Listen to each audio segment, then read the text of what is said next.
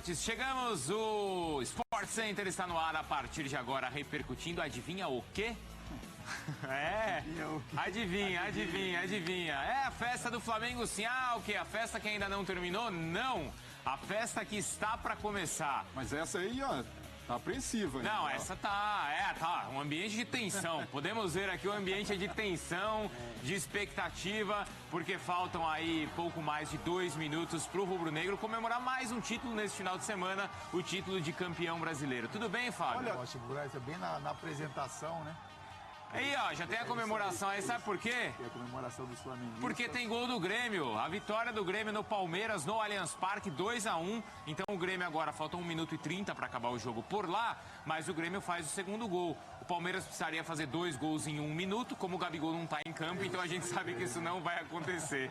E é por isso que os rubro-negros já comemoram o título de campeão brasileiro. Boa noite a todos. A gente teve aqui um pouquinho de manhã também falando sobre essa conquista do Flamengo, sobre essa movimentação dos torcedores do Flamengo com relação ao título da Libertadores, e agora são premiados também com esse resultado do Grêmio finalizando o jogo dessa forma, com o título brasileiro também, assim como na Libertadores, um título brasileiro também muito merecido conquistado pelo Flamengo. O PP que marca o segundo gol do Grêmio. O primeiro gol do Everton Cebolinha, e o Palmeiras empata a partida com o Bruno Henrique, até então 2 gols de pênalti. E agora no finalzinho do jogo, já nos acréscimos no Allianz Parque, o Grêmio faz o segundo, 2-1, e os rubro-negros comemorando, Braver. E hoje teve gol do Cebolinha também. O torcedor rubro-negro havia pedido, né, por uma participação efetiva do Everton, marcou de pênalti, e agora o Grêmio vence por 2-1, o título caindo no colo do Flamengo, mas o cair no colo nesse aspecto é para premiar o grande trabalho de Jorge Jesus e seus comandados nessa competição. Dentro desse Sport Center a gente vai mostrar então como é que está sendo a vitória do Grêmio em cima do Palmeiras, 2-1. Toda a classificação do Campeonato Brasileiro é um resultado importante também para o Grêmio, que vai se colocando ali de maneira mais firme no G4, e claro, toda a repercussão do título do Flamengo, agora já quase que confirmado. Agora sim, oficialmente o Flamengo mais uma vez é campeão no final de semana e mais uma vez é campeão brasileiro. Aí a torcida do rubro-negro comemorando, já comemorava de uma maneira ininterrupta desde ontem, às 7 da noite. E olha, pode continuar comemorando porque tem mais um título para a nação rubro-negra. Sabe, eu tô curioso para uma coisa, Bruno. O quê, hein? Será que o fígado do torcedor rubro-negro vai aguentar esse fim de semana? Em menos de 24 horas, 2 títulos para comemorar. A invasão das ruas do Rio de Janeiro, muitos torcedores ainda voltando do Peru. Vai ser mais uma semana de festa para o torcedor do Flamengo. O famoso aprecie com moderação, né? Curta o momento, mas cuidado com a saúde, porque haja comemoração, né? Haja coração para esses caras, porque o torcedor do Flamengo passou ontem no jogo do River, né? A emoção, a adrenalina, jogo decidido no final, e um pouco mais tranquilo, né? Até porque o Flamengo não dependia desse jogo para ser campeão brasileiro, né? O Flamengo antecipou uma situação. O Flamengo, se o Palmeiras viesse a vencer o jogo hoje contra o Grêmio, o Flamengo com certeza na quarta-feira faria o seu papel, o seu dever de casa, pela qualidade que tem dentro do Maracanã, com o apoio do seu torcedor, e aí asseguraria o título pelas suas próprias forças nessa rodada. Já como o Breler colocou, pô, isso aí só era um caminho já desenhado, né? Não foi o Grêmio que ajudou o Flamengo ou o Palmeiras que teria alguma chance de atrapalhar. Só encurtaram esse caminho aí e deram mais 4 rodadas do Campeonato Brasileiro para o Flamengo se divertir e comemorar com o seu torcedor. Se não fosse hoje, a festa provavelmente aconteceria na quarta-feira, como vai acontecer na quarta-feira contra o Ceará no Maracanã. Imagino que não vai ser o Maracanã na próxima quarta-feira, ou até lá, como os rubro-negros vão comemorar. Agora, olha só o tamanho dessa conquista. No mesmo final de semana, um time é campeão brasileiro e campeão da Libertadores. A gente poucas vezes viu isso. Lá atrás, o Santos conquistou o Campeonato Nacional e conquistou a Libertadores, mas assim, Campeonato Brasileiro e Libertadores no mesmo ano é a primeira vez. No mesmo final de semana, qual é o tamanho dessa conquista, desse feito do Flamengo na história do futebol brasileiro? Eu acho que nunca houve um fim de semana tão apoteótico para um clube na história do futebol mundial, de ganhar. É óbvio que pelas circunstâncias de ter antecipado um jogo para poder jogar a final da Libertadores, o Flamengo consegue esses 2 títulos no intervalo inferior a 24 horas. E para mim, essa é a temporada mais vitoriosa da história do Flamengo, porque se a gente comparar com 81, o Flamengo ganhou Campeonato Carioca, Libertadores e o Mundial. Agora, acrescenta um campeonato brasileiro e ainda pode vencer o Mundial. E mesmo que não consiga, né, esse título em dezembro, acho que o Flamengo, pelo fato de ter conquistado um campeonato de pontos corridos, com essa vantagem, com 4 rodadas de antecipação, crava a melhor temporada da sua história. E não, aí não estou comparando os times, quem fez mais história, Gabigol com Zico, sem entrar nesse mérito. Mas pelo tamanho da conquista, o tamanho do feito, acho que esse Flamengo de 2019 acrescenta um cartel mais pesado. É uma tríplice coroa que ainda pode ser recheada, né, com a cereja do bolo no Mundial, mas independentemente do que aconteça no Mundial de Clubes, esse Flamengo entra para a história cravando a temporada mais vencedora do clube. Algum clube, essa é uma boa pesquisa, hein? Pra gente aí dar uma procurada. Algum clube já ganhou um campeonato nacional e continental em menos de 24 horas? Isso é surreal. Eu acho que não tem precedentes na história. A gente pode aí buscar nessas ligas menores, né, em outros países, mas não tem. Mas um campeonato desse tamanho, dessa importância, ganhar uma Libertadores e um campeonato brasileiro, não é, Fábio? Então, e assim, Fábio, você na história, mas você conhece muito o torcedor rubro-negro, tá? O rubro-negro, ele sofreu demais nesses anos todos. Bom, Libertadores 38 anos, mas assim, nesses últimos anos, vamos pegar de 5 anos pra cá, o quanto o rubro-negro, assim, tirava um sarro de cheirinho, e de toda hora bater na trave, e de não vale a pena investir ou apertar o cinto porque o futebol não é assim, é de maneira, às vezes, aleatória até que se ganha campeonatos. Parece que tudo isso valeu muito a pena, hein? Esperar, esse sofrimento foi pequeno diante de um final de semana como esse. Então, foi um planejamento que foi colocado a todos, né? Que o Flamengo, por essa administração e pela anterior também, que o Flamengo precisaria sanar algumas dívidas que tinha, que o torcedor ia sofrer um pouquinho, né? Já vinha sofrendo, como você colocou, com administrações anteriores, com elencos que não tinham a mesma qualidade que essa, mas essa diretoria nova, né? Essa gestão, colocou que após esse momento, né, que o dinheiro ia voltar a entrar dentro do Flamengo e o Flamengo conseguiria montar um time competitivo. De repente não colocaram o prazo, de repente ninguém imaginou que seria tão rápido assim, aí conta muito uma boa gestão, uma boa administração, a chegada de um treinador, né, que deu uma cara nova para o Flamengo, a chegada de jogadores que entenderam rapidamente o processo ali dentro do Flamengo, como é que você tem que encarar os jogos, o seu torcedor, a responsabilidade.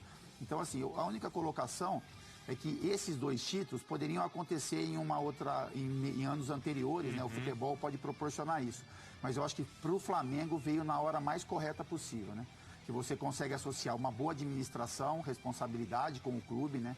Na parte da gestão, com um bom elenco, com planejamento, como a gente sempre falou, né? Com a possibilidade de um time tão grande como o Flamengo, como a gente tem outros aqui no Brasil também, de que é possível você encarar todas as competições e buscar esses títulos, né? Porque se você tiver bons investimentos, se você tiver bons jogadores, uma boa comissão técnica, isso é possível sim, dentro de uma organização de dia a dia, e o Flamengo dá uma resposta a tudo isso, né? Então tem uma administração competente, tem um time competente também dentro de campo e consegue, como o Breyer colocou, conquistar a maioria dos títulos, com a possibilidade também de no final do ano enfrentar o Liverpool e na minha opinião, não vou colocar se é favorito ou se não é, na minha opinião tem condições de fazer um jogo muito digno contra a equipe inglesa. Nesse processo de reestruturação do Flamengo, houve, é claro, sofrimento, mas a gente comparar a situação vivida com o Flamengo com outros clubes brasileiros, o rubro-negro até que sofreu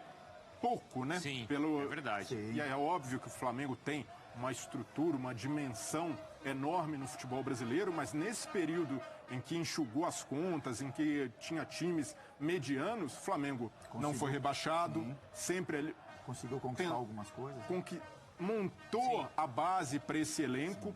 Então acho que foi um processo árduo e hoje é um fim de semana de redenção do torcedor rubro-negro, mas essa semente plantada garante ao Flamengo sonhar com algo duradouro e até um predomínio no futebol brasileiro que há tempos a gente não via, porque se a gente pensar hoje, o grande concorrente do Flamengo é o Palmeiras, que voltou a apresentar mais um desempenho fraco, e mesmo quando foi campeão, o Palmeiras não conseguiu virar essa chave da excelência no futebol, de uma identidade de jogo que garanta ao torcedor a confiança de que o time vai brigar daqui para frente por mais títulos. Ontem, assistindo ao final da Libertadores, quando o Flamengo perdia, eu tinha a certeza de que o torcedor rubro-negro ficaria chateado com uma eventual derrota, mas pensava que certamente era bem provável que o time estaria de volta numa decisão de Libertadores. E hoje poucos times podem ter essa confiança numa equipe como o torcedor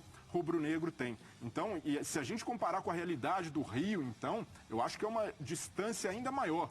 Não só pelo desempenho do Flamengo, que foi incomparável com qualquer clube, mas pelo o que é a estrutura dos rivais cariocas do Flamengo hoje. São clubes endividados e, principalmente, não têm ídolos. Quais são as grandes referências de Vasco, Botafogo e Fluminense hoje? A gente olha para o Flamengo e enxerga Gabigol, Jorge Jesus, Diego, praticamente o time inteiro é idolatrado não só pelo que venceu, mas pela identidade Ontem que até construiu. o Rodinei estava sendo idolatrado.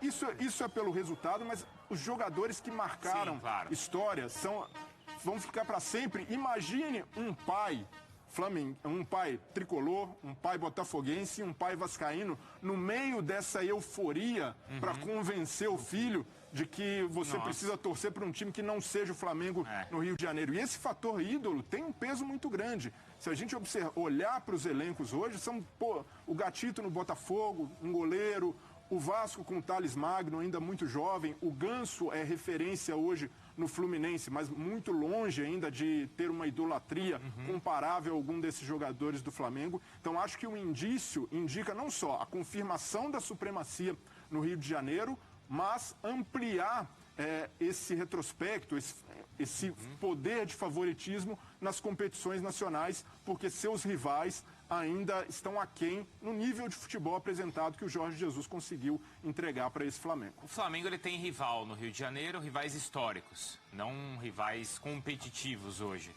certo? Ou adversários atuais. E ontem, na comemoração dos jogadores do Flamengo, a gente viu muitas provocações em cima do Palmeiras.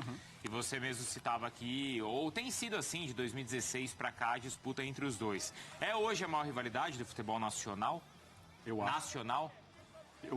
Eu acho que sim, pelos investimentos que são feitos, né? Porque você coloca a qualidade dentro de campo, porque assim, eu coloco o Palmeiras campeão brasileiro, mas a campanha, lógico que é uma campanha do Palmeiras dentro do campeonato, né, desse ano, é uma campanha digna, porque é uma busca a segunda posição, enfim, não é tão fácil você chegar na segunda colocação num campeonato tão equilibrado, só que tem outros elencos que se emparelham com o Palmeiras, né? Eu acho que o Flamengo deu um passo um pouquinho maior, assim, então assim, com relação a essa questão tática técnica dentro de campo. Mas você consegue equiparar um pouco pelos investimentos, né? O torcedor compara muito isso, né? A imprensa também, o Flamengo investiu, o Palmeiras também investiu.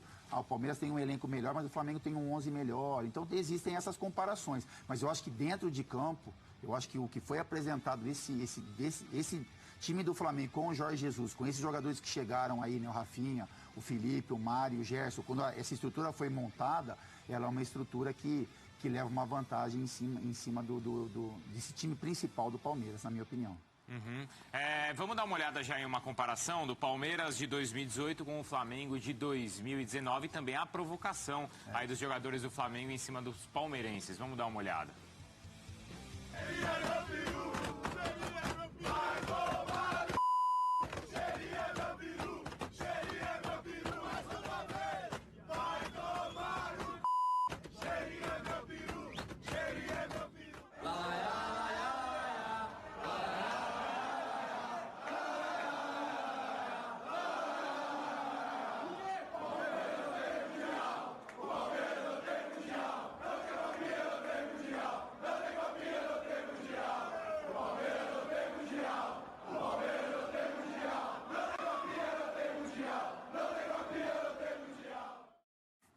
É a maior rivalidade, Breiler?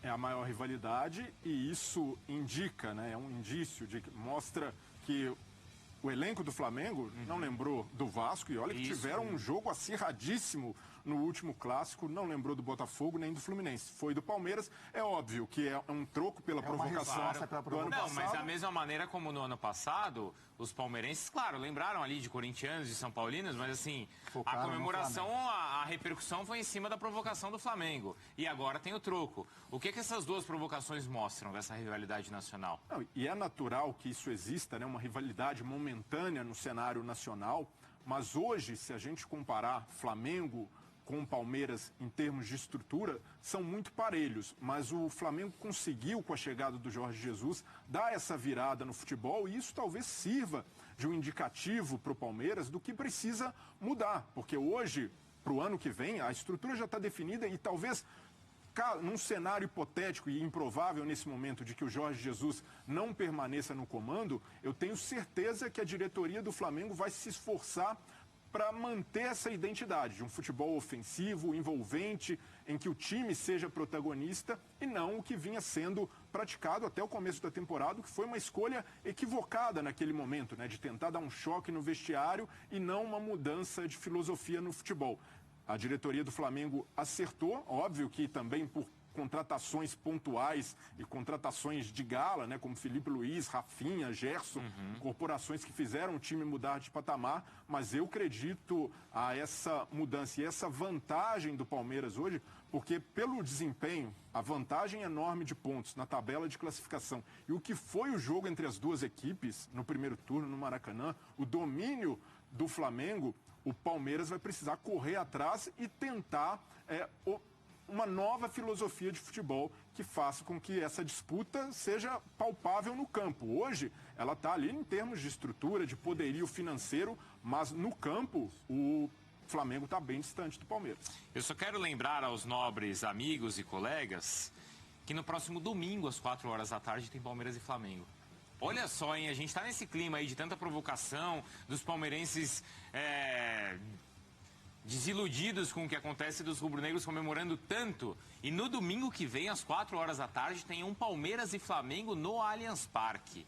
Olha só que curioso que vai ser esse jogo, E por esse clima, provocação, a disputa, e por entender a cabeça do Jorge Jesus, eu não duvido que mesmo com o time já campeão, ele entre, como ele costuma dizer, com a carne toda no assador, para jogar esse jogo, para comprovar tudo que o Flamengo fez aqui. Ele não precisa provar mais nada, já consolidou o seu trabalho, entrou na história, mas conhecendo a competitividade, a postura dele de valorização do campeonato, eu aposto que no fim de semana que vem ele vai entrar com o time titular e vai querer dar um novo baile no Palmeiras, mesmo jogando fora de casa, porque foi um treinador que desde o primeiro momento valorizou demais o Campeonato Brasileiro, e acho que ele não vai querer perder pontos e nem esse status aí, essa briga particular com o Palmeiras. Mas olha que interessante também, o que a gente poderia imaginar em uma situação normal? Flamengo campeão da Libertadores e com o Mundial pela frente,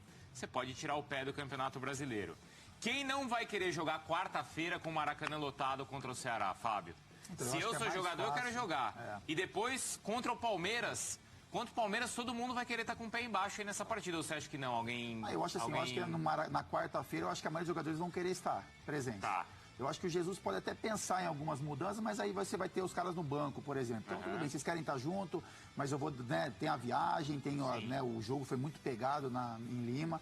Então, muitos jogadores com câimbra, jogadores, né? Então, assim, então deixa eu botar o que eu tenho de melhor no momento, pelas questões do que aconteceram aí na semana, mas vocês ficam no banco para uma eventual entrada. E aí entender o que vai acontecer contra o Palmeiras, né? Porque você perde aquela disputa pelo título, né? Você já perde isso, não tem mais essa briga pela pontuação realmente, pela conquista do Campeonato Brasileiro. Agora vai em cima do que foi, né, que o Breiler colocou.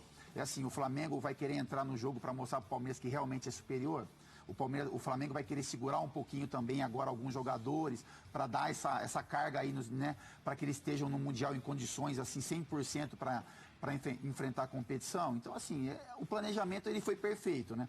Sim. Então, a gente sabe que o que fizer ali vai ser muito pensado e vai ter o respaldo da diretoria, do torcedor.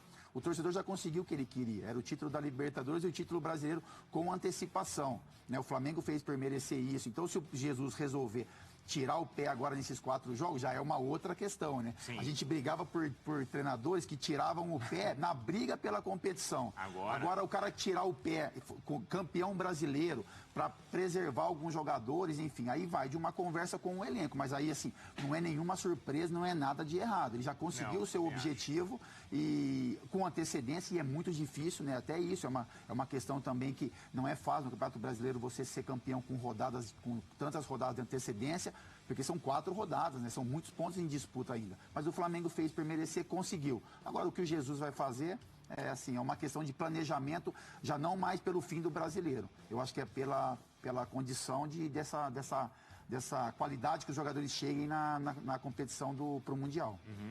Agora, a gente tem uma semelhança dos títulos do Flamengo com o Palmeiras nesses últimos 2 anos. São clubes que se prepararam para isso. E algo que não era comum até então no futebol brasileiro. Tem o livro lá do dirigente do Barcelona, da Bola Não Entra Por Acaso, do Soriano. No futebol brasileiro, a bola entrava por acaso. O time fazia tudo errado e conquistava títulos importantes. Para não desmerecer títulos de outras equipes, eu posso lembrar do título do Flamengo em 2009. Onde você tem mudança de treinador, você tem o Pet que estava lá meio que por acaso para pagar uma dívida, o Adriano, não que não tenha sido merecido, foi, mas não... Nenhum concorrente quis ganhar. Isso, exato. Agora, o Palmeiras ano passado se preparou para ganhar o título. O Flamengo esse ano se preparou para ganhar o título. Claro, algumas rotas aí, algumas correções de rota no meio do caminho, com a chegada do Jesus, ano passado a chegada do Filipão. Mas com o que fizeram Palmeiras e Flamengo nesses últimos 2 anos, tá claro que não existe mais título do acaso no futebol brasileiro? Não. Mudou essa mentalidade aqui? Para mim, não só no futebol brasileiro, Bruno, mas no futebol sul-americano. Porque antes a gente tinha esse estereótipo da Libertadores, de que era torneio de jogo pegado, time copeiro. E nos últimos anos, isso se inverteu completamente. Basta a gente ver como o River ganhou Libertadores de 2015 do ano passado, até mesmo para fazer justiça ao Atlético Nacional, que jogou um bom futebol em 2016. O Grêmio, que foi o melhor time da América, não por acaso, mas por impor essa superioridade no campo. E agora o Flamengo, que com todos os méritos do River Plate nesses últimos anos, a superioridade que implementou, o nível de referência em que se transformou para o futebol sul-americano, mas o nível de jogo do Flamengo nessa temporada foi maior e acabou coroado por circunstâncias ali do jogo, né, de muito... por acreditar no título até o final do Flamengo, não tanto por ser superior ao adversário, mas acho que tanto a Libertadores como o Campeonato Brasileiro exigem cada vez mais que os times tenham essa postura de ter a obsessão por serem protagonistas, especialmente os clubes grandes. No ano passado, o Palmeiras ganhou com uma larga vantagem também, hora nenhuma foi ameaçado, né, de ter esse título impedido por algum rival, mas nesse ano o Flamengo subiu o sarrafo e impôs um novo patamar de excelência no futebol sul-americano, e acho que a tendência para algum clube que queira competir com o Flamengo é não imitar, mas tentar fazer algo semelhante em filosofia de futebol, e acho que isso exige mudança de postura estrutural, de entendimento da diretoria e do torcedor, porque muitos torcedores do Palmeiras cobram uma melhor utilização da base, mas isso também passa por uma cultura de não queimar os garotos. A gente vê quantos jogadores o Flamengo tem revelado nos últimos anos e vendido bem, e nesse ano de novo, o Renier pedindo passagem no time, aproveitando muito bem os seus espaços, porque o clube, nesse período de reestruturação, precisou recorrer às categorias de base e o fez muito bem. Os reforços não minaram o espaço desses garotos e a gente vê um futuro para o Flamengo que passa, sim, pelos jovens talentos. Então, para buscar algo semelhante, acho que o Palmeiras tem, como o Alexandre Matos prometeu hoje, olhar mais para suas categorias de base, que hoje são referência, conseguiu um tricampeonato no Sub-20, para concorrer com esse Flamengo num nível de excelência que não fica só no campo, mas também fora dele. Mas não é com a base que o Palmeiras vai fazer frente ao Não, Flamengo. não. Acho Mas que é o que passa. você colocou isso, é você Passa, pontuar algumas exato. peças e você dar bagagem para esses A gente meninos. vê como o Renier, o próprio Lincoln, como esses Isso, jogadores foram importantes Eles nessa foram temporada do mas em Flamengo. momentos pontuais. Né? Não Exato. é você colocar o Renier como salvador da pátria do Flamengo. É você ter jogadores de muita competência, de experiência, para que esses meninos completem com a qualidade que eles têm de formação dentro do clube, para agregar para o time, né? Não para serem salvadores da pátria. Eu acho que o Palmeiras vai procurar também. Tem peças, né? Tem qualidade na base para isso e vai buscar algumas peças que possam acrescentar qualidade a esse elenco em 2020 também. Vamos dar uma olhada no Renato Portaluppi. O Renato vai começar a falar agora lá no Allianz Parque e vamos acompanhar